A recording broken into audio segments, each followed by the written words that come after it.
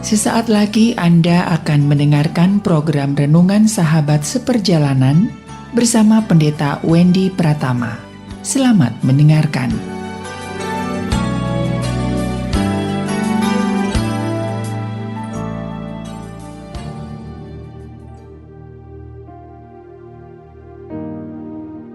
Selamat berjumpa kembali di dalam layanan audio Sahabat Seperjalanan. Hari ini adalah hari Selasa 8 November 2022. Tema renungan saat teduh kita dengan judul Berdoa tapi berdosa. Berdoa tapi berdosa. Firman Tuhan terambil dalam Markus pasal yang ke-11 ayat yang ke-25. Dan jika kamu berdiri untuk berdoa, ampunilah dahulu sekiranya ada barang sesuatu dalam hatimu terhadap seseorang, supaya juga Bapamu yang di sorga mengampuni kesalahan-kesalahanmu. Mari kita berdoa. Bapa yang di dalam surga, kami ingin menjadi orang-orang percaya yang hidup secara holistik, hidup secara menyeluruh, tidak penggalan demi penggalan, dan kami hidup merasa seperti sudah rohani, namun sesungguhnya kami hidup dalam keberdosaan. Dalam nama Tuhan Yesus kami berdoa, amin. Shalom sahabat seperjalanan yang dikasihi Tuhan. Bagaimana mungkin orang berdoa tapi kemudian di saat yang sama sedang berbuat dosa? Alkitab sudah menjelaskan di dalam Markus 11 ayat yang ke-25. Dan jika kamu berdiri untuk berdoa, ampunilah dahulu sekiranya ada barang sesuatu yang ada dalam hatimu terhadap seseorang, supaya juga Bapamu yang di sorga mengampuni kesalahan-kesalahanmu.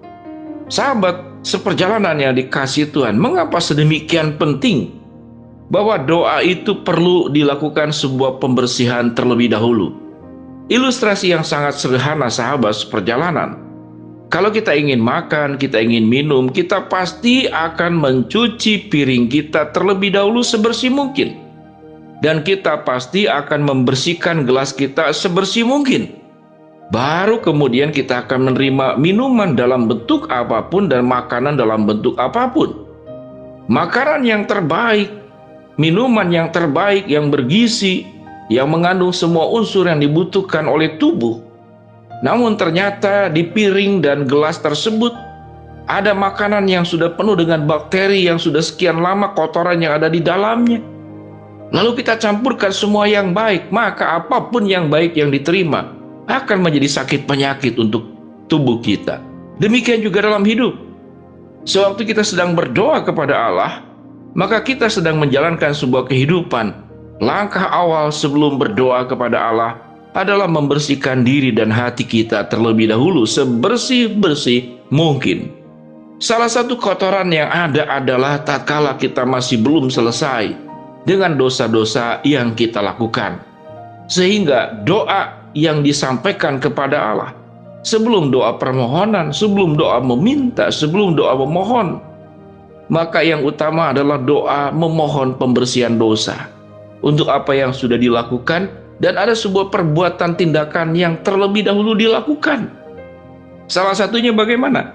Kalau engkau belum hatimu bersih terhadap seseorang dan engkau belum mengampuni orang yang bersalah kepada kamu, maka Bapamu yang di sorga juga tidak akan mengampuni kesalahanmu. Atau kata lain, Bapamu yang di sorga mengampuni kesalahan-kesalahanmu juga.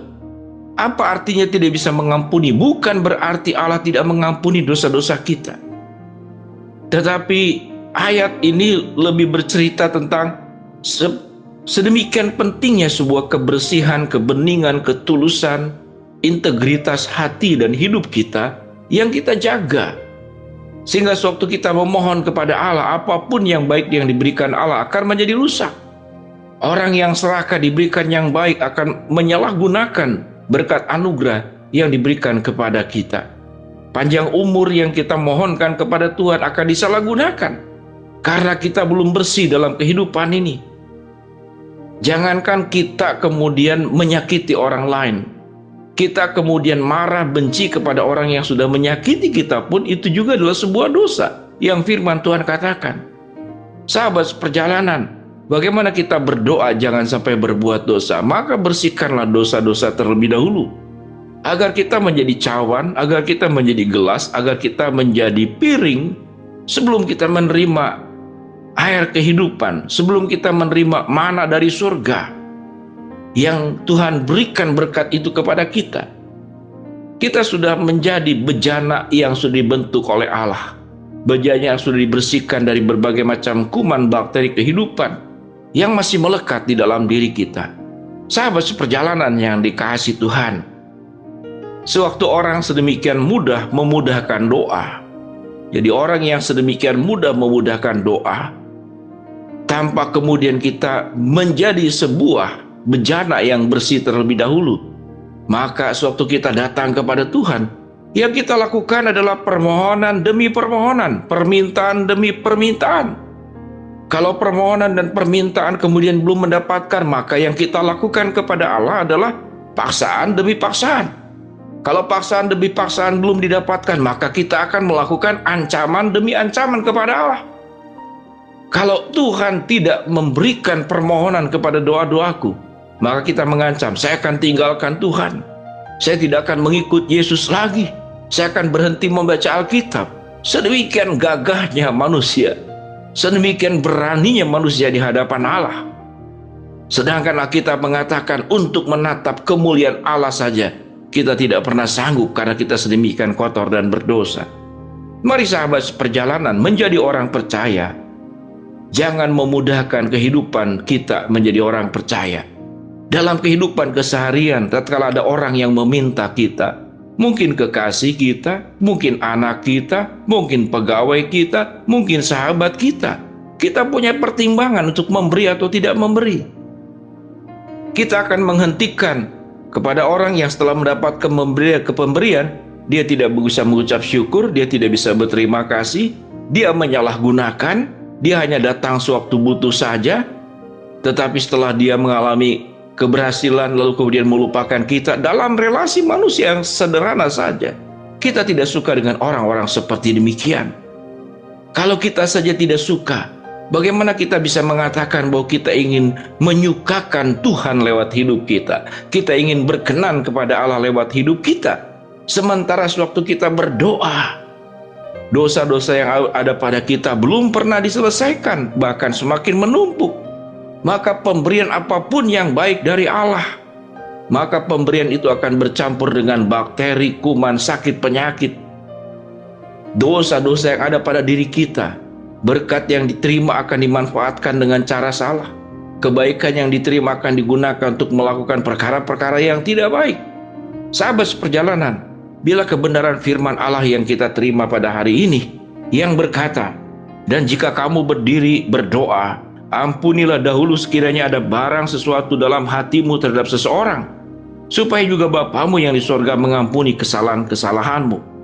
Tetapi jika kamu tidak mengampuni, ayat ke-26, maka Bapamu yang di sorga juga tidak akan mengampuni kesalahan-kesalahanmu. Sahabat seperjalanan, kebenaran firman Allah yang kita terima, kita tidak hanya bisa memilah yang kita suka, kita ingat, tetapi yang kita tidak suka, kita buang. Salah satu yang paling kita tidak suka adalah teguran dosa. Mari kita sahabat seperjalanan, sewaktu kita berdoa kepada Allah, kita berdoa dalam kekudusan. Jangan sewaktu kita berdoa kepada Allah, kita sedang juga menyimpan dosa-dosa yang tidak mau kita selesaikan. Biarlah sahabat seperjalanan menjadi pribadi, menjadi orang yang berdoa tapi tidak berdosa. Jangan berdoa kemudian sambil berbuat dosa. Mari kita berdoa.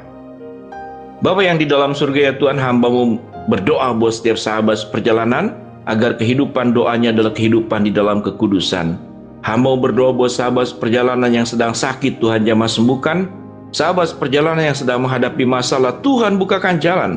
Sahabat seperjalanan yang sedang berdoa mengharapkan sesuatu kepada Tuhan, Tuhan akan kabulkan dengan cara dan waktunya Tuhan. Dalam nama Tuhan Yesus kami berdoa. Amin. Shalom sahabat seperjalanan, selamat tekun berdoa di dalam kekudusan dan jangan berdoa sambil berbuat dosa. Shalom.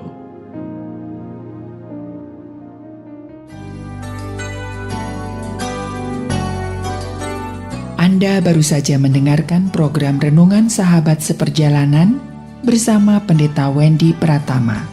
Terima kasih atas perhatian Anda. Tuhan Yesus memberkati.